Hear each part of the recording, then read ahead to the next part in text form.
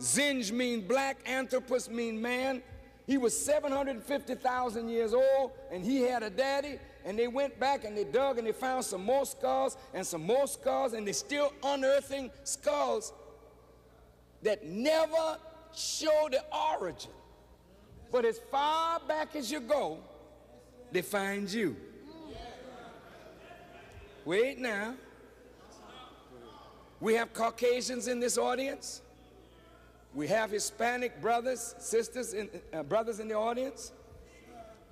We have men of many different hues and colors. The Bible says, from one blood, God created all men from one blood. Blood is the life fluid of some living organism. So from one blood, meaning from the genetic strain of one life, God made all. Look at what the Quran says. He created you from a single being and created your essence from your mate from the same essence. And from these two, he spread many men and women. It started from one, now it's many. And how did you start? You started from sperm mixed with ovum, and when the sperm connected with the ovum, it produced the first cell of life. And from that one cell, now you are billions and billions and billions of cells in this one body. But you started from one. Can you dig it? Yes, sir. Excuse my slang. Now, the Quran tells us the color of the first man. First man is called Adam. In the Quran it says, Allah created him from black mud and fashioned him into shape. Stop. Since my body is from the earth, if he created the first man from black mud, step up, anthropologist, step up, historian, step up, biologist, step up, geneticist, talk to me. If the first man were white, the yellow man couldn't even get here. Yeah. Because two white people cannot produce anything other than what they are. Talk to me. So, I'm not teaching black supremacy. I'm just teaching actual facts.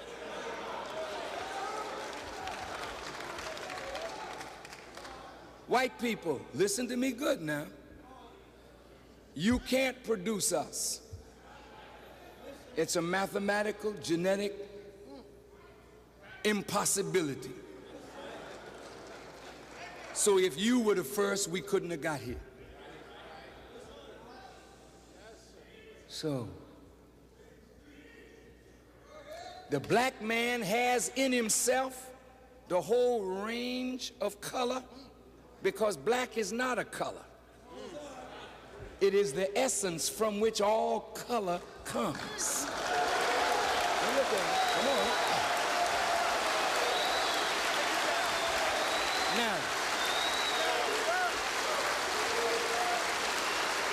Now, brothers, if God created you from himself, that means every one of you is a God and has God's divine nature in you. As David the psalmist says, ye are all God's children.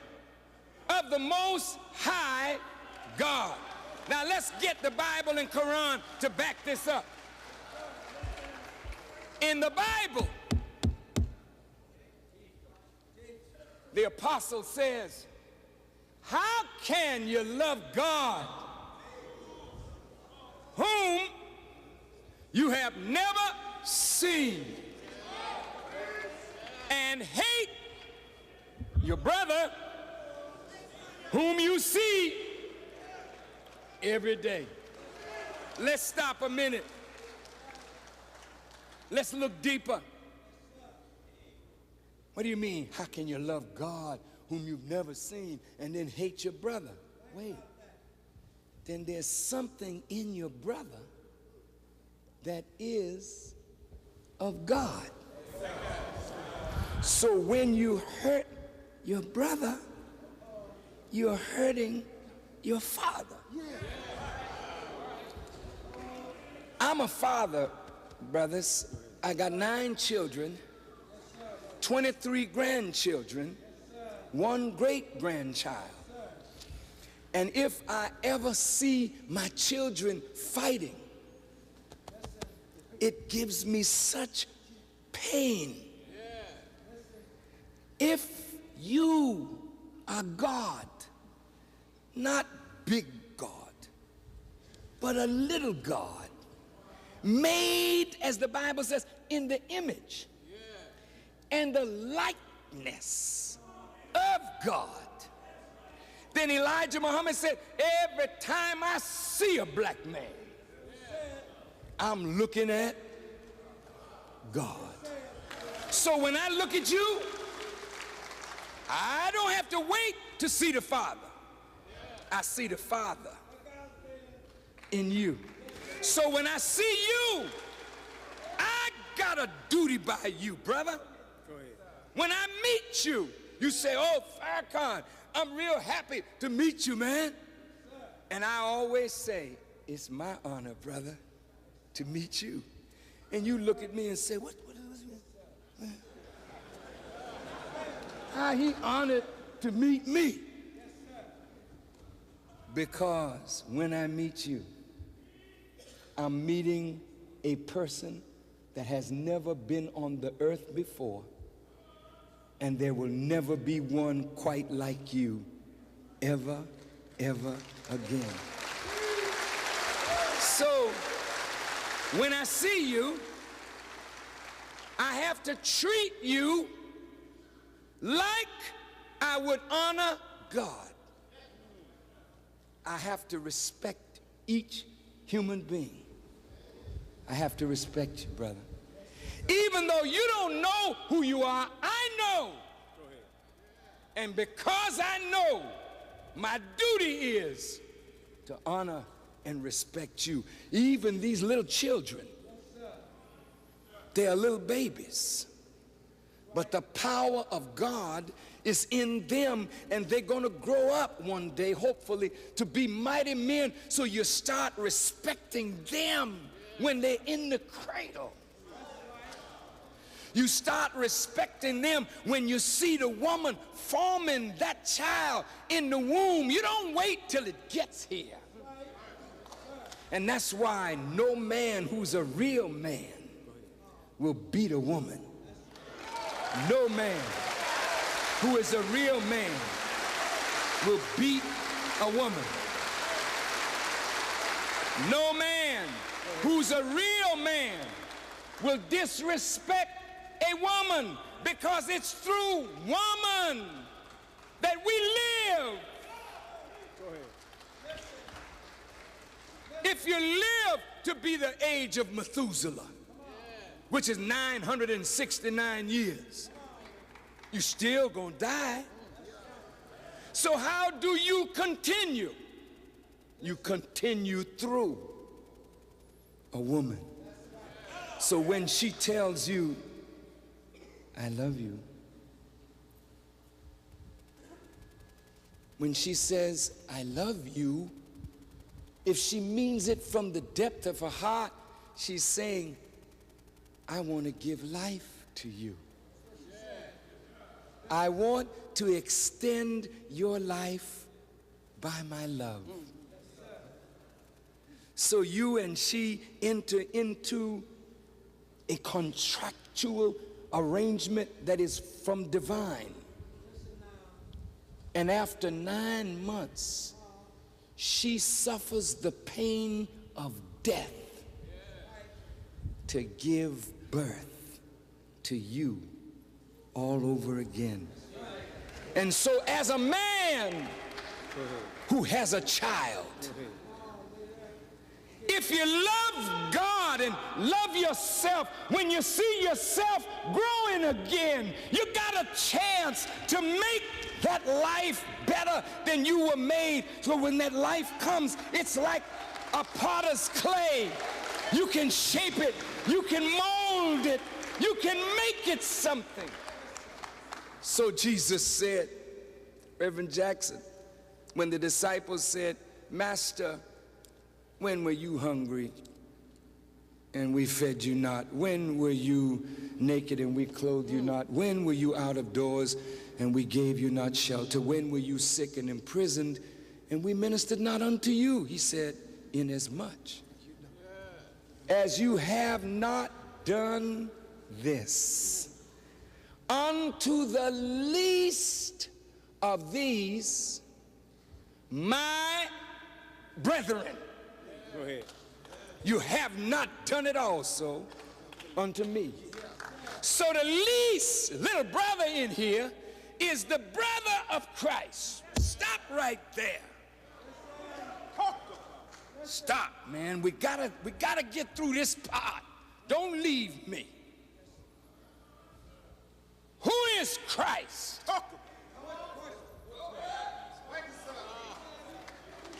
Christ is man in his perfectly developed state. Therefore, Christ, fully developed, is man in whom God dwells. Christ is the express likeness, image of God. Why is Christ so important? Because he allows men to see the realm of possibility. We can be more than the prophets. Don't go around saying, I'm the child of God, and never grow up to be like your father. Jesus was the only man in the Bible or scripture that had such a unique relationship to God till he referred to God not as Elohim or Yahweh or Allah. He referred to him as his Father. Think about it. Listen. Teach. And then when the disciples wanted to learn how to pray, they said, Master, could you teach us how to pray? He said, yeah, pray on this wise. Say, not my Father, our Father. Now, if the Father made Jesus so special, what's wrong with you? You mean you're not special? You mean the Father didn't make nothing out of you? You nothing. Your elder brother Jesus is something. You nothing. Muhammad is something. You nothing. Moses is something. You nothing. False. Every one of you are as they are if you submit to the source that they submitted to. Jesus said, I and my Father are one. See, when you submit to God, brother, he actually comes into you. He travels into you through the Word. And the Word contacts the essence of your nature, which is the same as his nature, and turns on the divine essence of you. And you start growing spiritually just like you grew physically.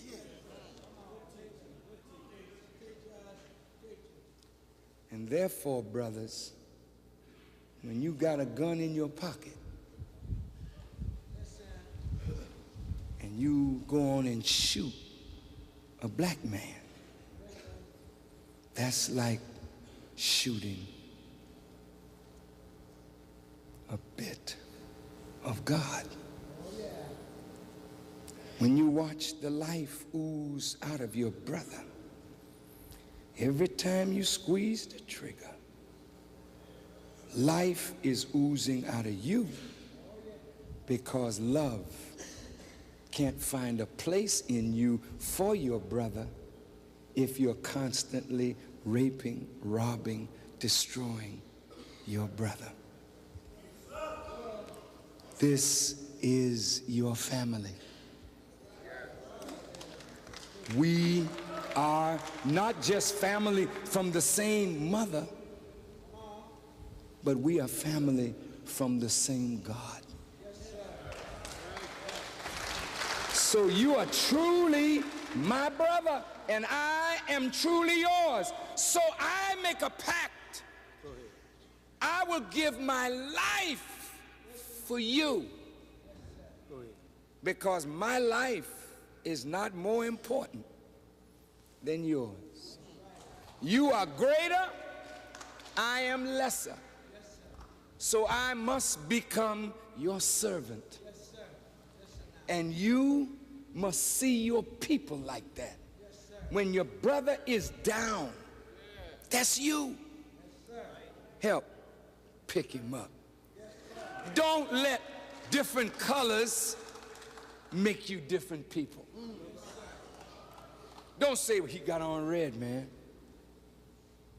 He ain't one of the Bloods.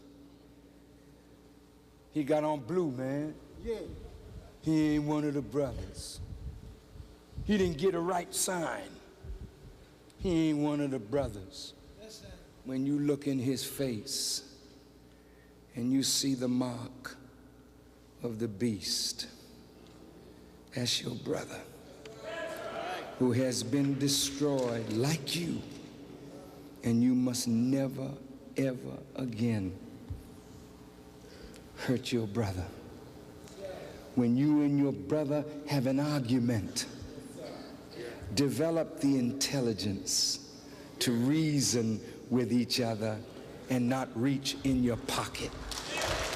This is why the Honorable Elijah Muhammad told us, throw away all guns. When we became Muslims, we put all the guns away, threw them away, because Elijah Muhammad knew that when we got in an argument, we would reach for our gun rather than reach for our ability to reason. He forbade us to raise our hand to each other. I remember in the FOI, the fruit men's class, I saw a brother and and the captain saw me doing it. He said, brother. I said, yes, sir. He said, do you think you can whip us all? I said, no, sir. He said, well, the next time you raise your hand to your brother, you'll have to whip us all. And from that day, I never raised my hand to my brother. Never. Not just my brother as a Muslim, this is my brother Christian.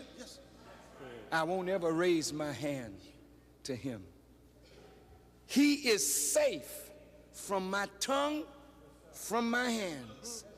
His wife is safe because I know that his wife is sacred to him.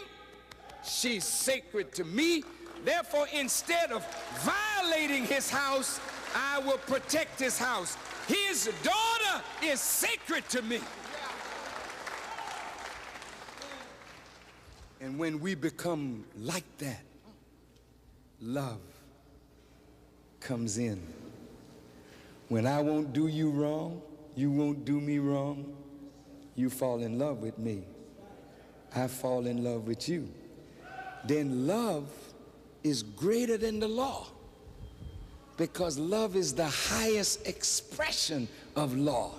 When I say I love you, man, you could drop your wallet with money all in it.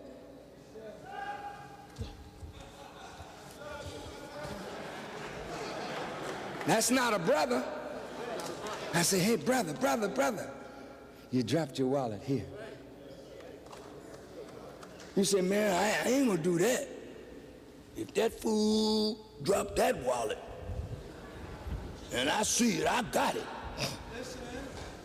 But we are taught that if your brother has a bowl of soup and you have none, half your bowl belongs to your brother. So if I got money, you don't have to steal. If you got need and I got, here, brother, but I don't want you to lay on me. Right. But I'll help you out as my brother.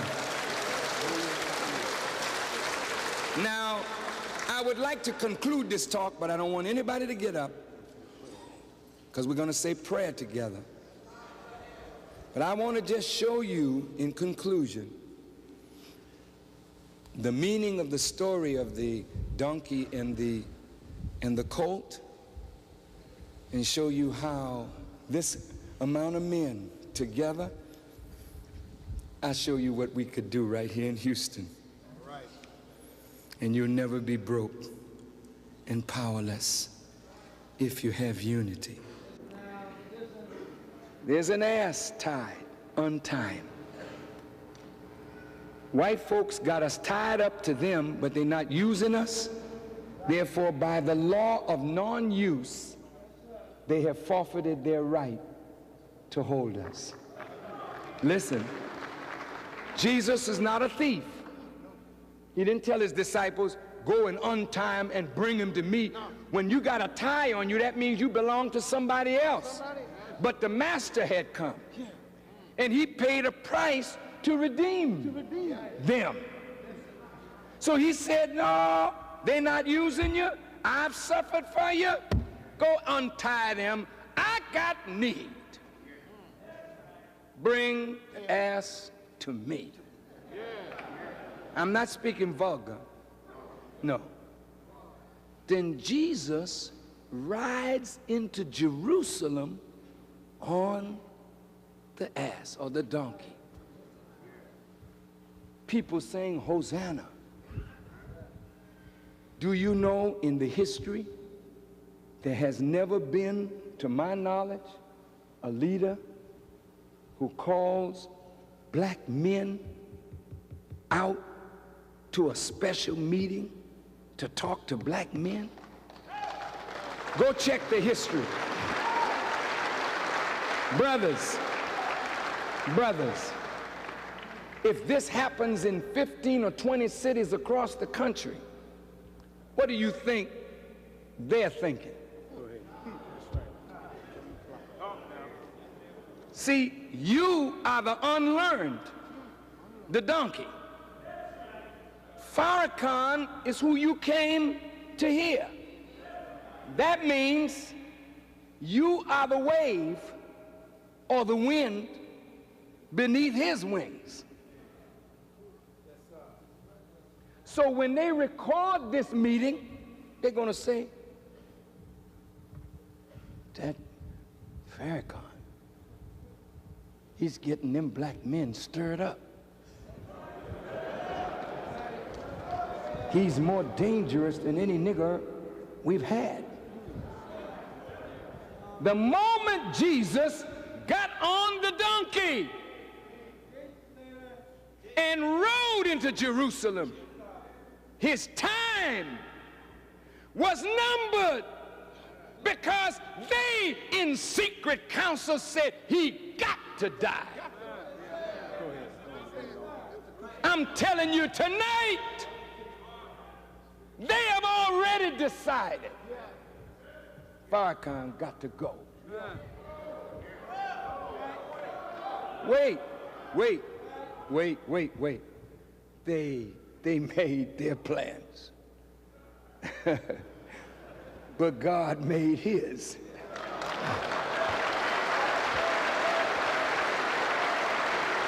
You don't have to worry about that. I don't believe they have a gun big enough to shoot me from here across the street if it doesn't please God. If it pleases God that I die, then it pleases me to die. I don't think so. We got work to do. So here you are, all tied up. I'm one of the master's disciples. I saw you tied. I'm here tonight to loose you. All right. Yes, sir. Come on, black man. Yes, we got a job to do. I don't care what work you're doing now. You got a bigger job to do for God. And since you said, Lord, if you get me out of trouble this one time, I'll serve you. Now here's the way God wants you to serve him.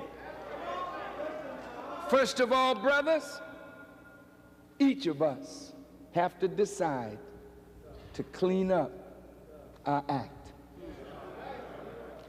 This body is the real house of God, not this. No, not this building. Not this building. It's a beautiful building. But this building is not the real house of God. This here is greater than this. That's right. Because this is the architecture of men.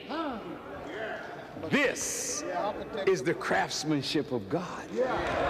So you must never violate the house of God. You shouldn't eat improper foods, unclean foods, clogging up your beautiful system with unclean foods. Some of you drove good cars. I saw them parked all out there. And brothers, you're not going to put cheap gas in that finely engineered engine. You put the highest octane in it because you don't want it pinging and going on. And then you go and sit at McDonald's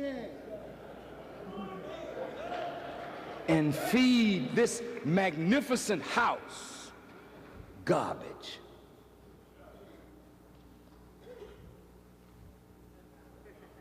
It's a great house, brother, but you got to take care of it. Houses need maintenance. You're not maintaining that body. I'm 60. I'll be 61 next month. But brothers, these are my sons, 2 of them. This son can tell you his father at 60, bench press, 370 pounds, and still don't know the limit of my strength. Deadlift 405 pounds, just snatch it up off the ground. Squat 405 and still don't know the limit of my power. I'm a young old man. I don't have no big gut. No.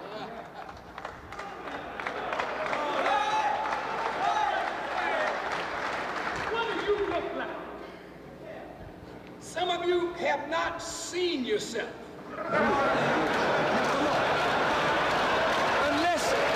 Unless you get a mirror.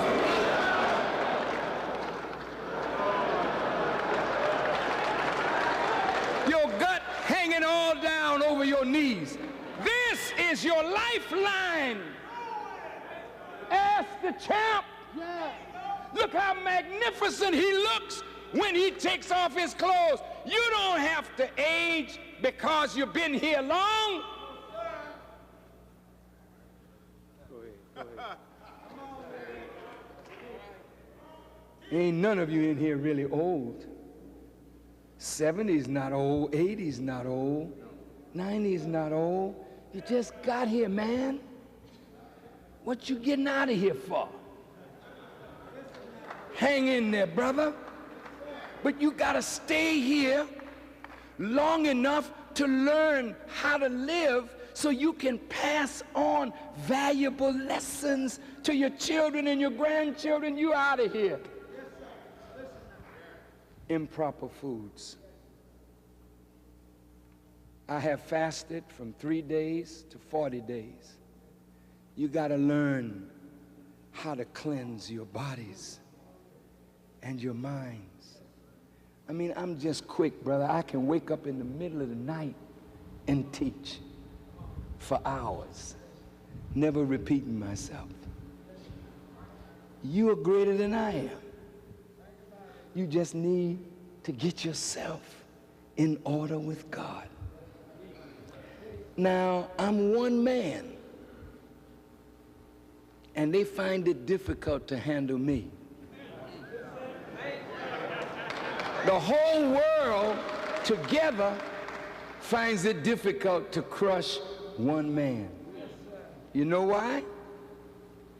Greater is he that is in me than he that is in the world. Suppose we let him get into us and we become a united power in God. You don't need a gun anymore. You can do it with this.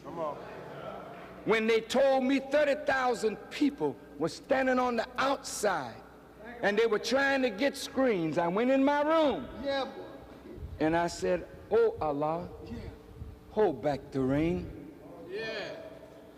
Don't rain on the people." And he held it up. You got juice, man. You're God's people. You could run this thing crazy if you just came home to God and came into unity with one another. You would have so much power, you would frighten yourself. Now I want to show you in conclusion what we could do in this room. You see, Reverend Jackson built all of this with the support of the people that believe in him. I've been in many churches. I've never been in one like this. As big as this is, hold as many people as this does. He don't owe nothing on it. He had people working with him. Now look at the 14,000 men that are here, and if we could get the 15,000 that are outside, and just check this out. Suppose each of us put $10 together tonight. 14,000 times 10 is $140,000. Put it in a treasure. Come back next week, put it in a treasure. Come back the third week, put it in a treasure. By the fourth week, you got over $500,000 liquid cash. You go to a bank, say, "Look here, man. You got any properties that you're foreclosing on? Show me your portfolio." You say, "Well, yeah, we got this building, this apartment building here." Say, "We'll take it." In this room tonight, there are carpenters, brick masons, plumbers, electricians, roofers, everything imaginable right in this room. And you got young people in here who don't know any of these trades. You take these abandoned buildings and you put the craftsman to work, and you put the young man beside him as an apprentice. Before you know it, those abandoned buildings are built back up, and now somebody's living in them, paying rent to you. You the owner now. Oh. Then you say, okay, let's keep this up, $10. Now we got 30,000 people. That's 300,000 in 1 week. You notice how white folk giving up their farms? What you do, you go and buy you 1,000 acres. And what I need a farm for, that's the engine of life. That's where everything we got on comes from. The farm, brother. Our problem is we're allowing everybody else to feed us. We're not feeding ourselves and our children. Now, with 1,000 acres, I mean, you can't even see what 1,000 acres look like. You got to get up in a helicopter to fly over what you own. We own it collectively. Now we start farming.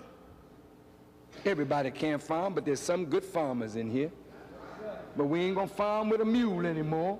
No, sir. We get a tractor. Need a tractor. Then you set up a canning factory. Then you buy you some land and build you, instead of a beautiful church like this, you build up a supermarket. Now you got your canning factory and you got First Baptist peas. Second Baptist corn. Methodist asparagus. Yes, sir, Brother Farkas. Muslim carrots. Yes, sir. On your supermarket shelf. Then you tell all our wives, don't shop nowhere else. Shop in your own supermarket. Before you know it, the money we spend on food is right back in our circle, growing. You got it? Our fathers picked cotton. Yes, sir. Now we grow it. Turn the cotton into lint, and the lint into cloth. All of us got on underwear, Right. and we ain't made one pair. You set up a factory, put your woman in it. Come on, baby. We're going to make underwear. Yes, sir. Now you got, instead of designer underwear from Calvin Klein, put your name on it. Right. Then everybody in Houston is wearing our own underwear. All right. The underwear market is yours. The shirt market is yours. The suit market is yours. The same way white folk can get alligator. I got on gators. But the gator don't belong to them. It was created by God. Yeah. We can get them too. That's right. Cow gave his hide to white folk. It'll give it to you. Tan that hide and make you some shoes. It's a shame we paying $140, $150 for Nike leap-arounds, and all we got to do is learn how to do it for yourself, and before you know it, you got a whole economic revolution started in the black community, and as men, we're doing this. Then your wife is looking at you saying, look at my husband, what he doing? She starts smiling at you. Then you say, well, baby, I don't like the way the schools are miseducating our children. Well, let's set up our own school. You set it up. And everybody in here that's a teacher, come on out of a plantation system and begin giving your children real education. And before you know it, white folk looking at you saying, is these them same Negroes that used to hang out in the second ward? In the third ward, in the fifth ward, drunk and disorderly. Now they own the fifth ward. That's their turf.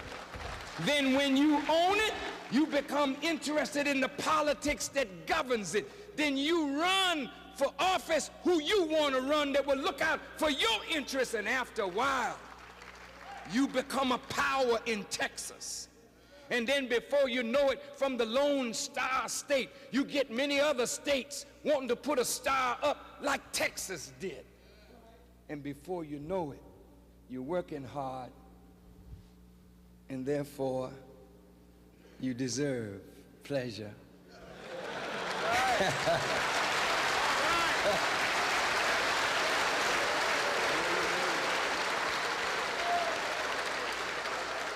And your wife will say, I really want to help you, because at last, honey, you're doing something. Come on, brothers. Let's fill the church up with men.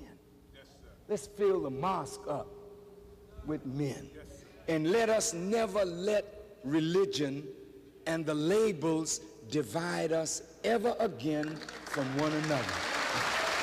Never again.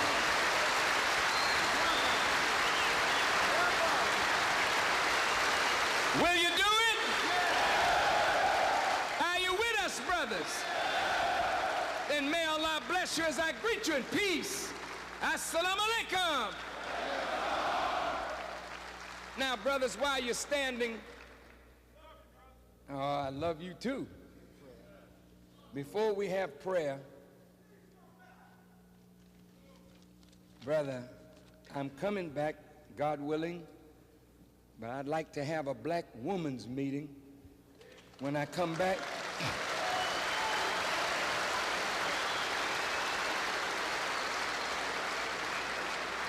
I want to ask a question. All of you who are interested in making our own communities a more decent place to live, would you raise your hands, please? How many of you, thank you, how many of you, brothers, would like to accept a training that would cause you to be self-disciplined, and then we in turn take the responsibility of disciplining our community, making it safe for our women, our children, and our elderly? How many of you would like to do that? Then I'd like to ask you, brothers, if you would take this pledge, and when you say it, if you say it, the only thing we have is our word. And once we give our word, we must strive never to break our word. Take this pledge. I say your name. Pledge to strive to love my brother as I love myself. Will you do that? Second, I, your name, pledge to strive to improve myself spiritually, mentally, morally, socially, economically, and politically, for the benefit of myself, my family, and my people. Will you? Yes, sir. That means that from tonight, we got to start improving. If there's some habit that you got that you would like to get rid of, you know how to do it? Do it. Once you make up your mind to do it, it's done. Third, I, your name, pledge to strive to build homes, hospitals, to buy farmland, to set up businesses, to engage in international trade and commerce, for the benefit of myself, my family, and my people. And last, I your name, pledge to give of myself, my time, my talent, and whatever I can spare of my finance to accomplish